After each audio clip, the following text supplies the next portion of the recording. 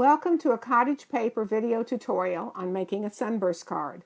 I'm Katie Ferguson with Cottage Paper. Here is the card I plan to show you how to make today.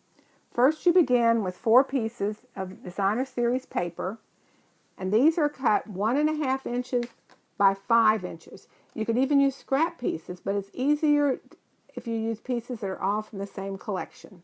Then you cut each piece diagonally. As you can see, it doesn't matter from which corner you cut the pieces. And then flip over one piece from each pair so that you're looking at 8 different print patterns. Then play with the arrangement of these and create a pattern that you find pleasing. You can see the one I used here. Then get a piece of Whisper White or Very Vanilla cardstock, 4 inches by 5.25 inches. You can use whichever color blends with the background of your DSP. And this is going to be the base of your sunburst.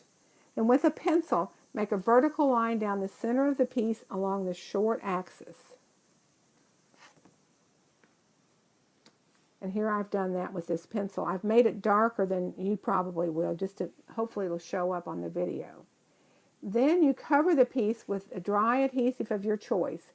I think most liquid adhesives, such as the Tombow multi-purpose adhesive sold by Stampin' Up, would just dry too fast. You need to use a dry adhesive, and you need to cover the whole card in order to make sure that your seams are totally flat. Then begin on either the left side or the right side of the middle of your card and align one edge of DSP along the pencil line. You don't need to cover the pencil line. I don't think the pencil line will show, but you can if you want to. And you need to make sure that the DSP extends over this top of your cardstock base. Now you'll notice that the pieces can be arranged so that most of the DSP is at the top, the excess like this, or at the bottom like this, or somewhere in the middle.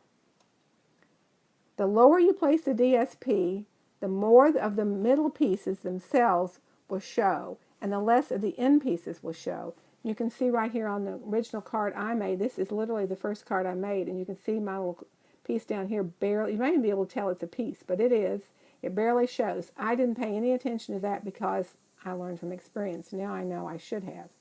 But of course I think it's a perfectly attractive card anyway, but that's something to keep in mind. Then once you align the first one, that's the key, is to getting the first one aligned and deciding how you want to do it. And I'm going to move it to the top because I want more of the pieces to show. Then you take each piece. I've decided to have this in my design next. So you align it up. Now I do not have my adhesive on here, as you probably observed, but you line it up and abut it just against that and press it down firmly. And then you do the same thing with the next piece. And then you just keep on going and have all of your pieces on the card. You do not have to worry about covering the bottom 3/4 to 1 inch of your cardstock, as it's going to be covered later. But don't leave more than 1 inch showing. After you've applied all of your pieces, flip the sunburst over, and this is what the back will look like. Trim off all the DSP that extends past the edges of the top and the bottom and sides of your sunburst. You can do this with scissors or with a paper trimmer or paper cutter. I think I prefer a paper trimmer or paper cutter, but it's strictly personal preference. Once you trim it, you will end up with a piece that looks like this.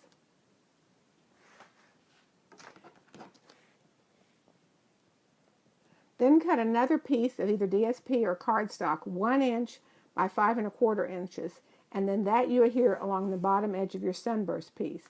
Now I used a piece of cardstock that had embossed using the fancy fan folder, and this is the side most people use, but I didn't want quite that much texture, so I turned it over, and I kind of like this side better anyway. So you apply that, put adhesive on it, and put that at the very end. Now you will notice that I cheated a little bit. I really made mine more than 5.25. I like to make sure I have plenty, and then I can trim it off so it's exactly even with the base piece. And so that's a trick I frequently use.